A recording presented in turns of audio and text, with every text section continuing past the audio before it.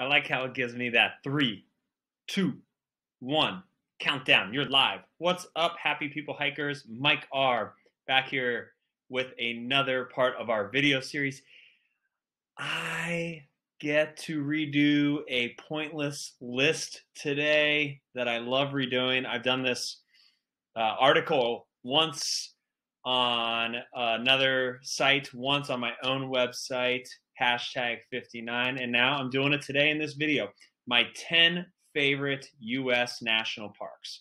For reference, there are 63 U.S. national parks. There's 400 plus if you count national historic sites, national monuments, but we're just talking about the 63 main parks, which include a lot that people would recognize and some hidden gems. So we're going to talk about those. And by the way, did you know that hashtag 59 got its name when my friend Amy and I created it because there was 59 U.S. national parks? Didn't know they were going to add so many. The name stays no matter what. It'd be buying too many URLs all the time. Let's get on to the list.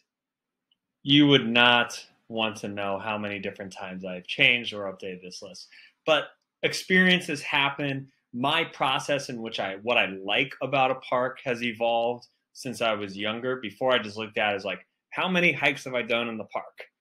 And that was it. So here is the top 10 list as it currently stands for my 10 favorite U.S. national parks, along with one of mainly numerous different Native American tribes that are the rightful owners of that land.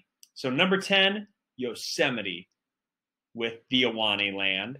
Big Bend from Texas coming in at number 9, Chisos land.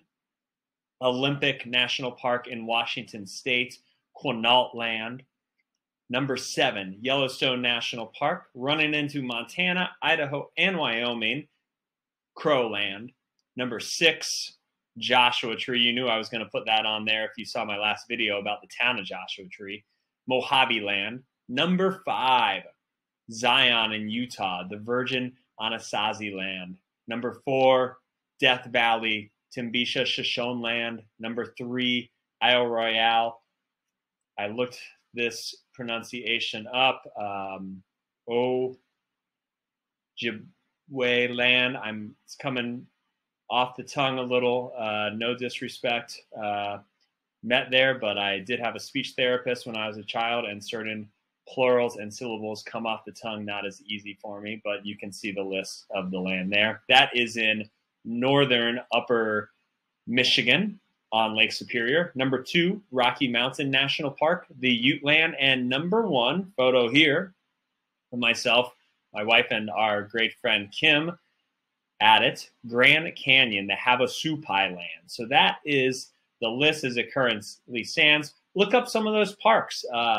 We're going to have a list of different places. All of those parks you can hike in, you can do volunteer work in, you can learn about the native tribes and rightful owners of the land. Joshua Tree, you can do rock climbing. Zion, you can do many death-defying activities. Scenic drives, picnics, camping, you name it. There's lots of opportunities. It's one of the neatest ways, I think, to explore the United States of America by picking a list and maybe going to a few of these parks. So that's my current top 10. I hope you enjoyed it. And now that I've gone over the top 10 list, I wanted to just throw out a couple different random highlights. Grand Canyon obviously was number 1 on that photo. That is because of a plethora of different ways to explore it, and that I think it's so underrated that so many people go there just to take a photo at the South Rim, and there's so many different actual adventures, and there is nothing like hiking to the bottom of the canyon and sleeping under the stars in the Colorado River. I would say it's probably one that is deserving of the hype. Another one deserving of the hype that is pictured here is Zion National Park in Utah. Crowds are crazy there.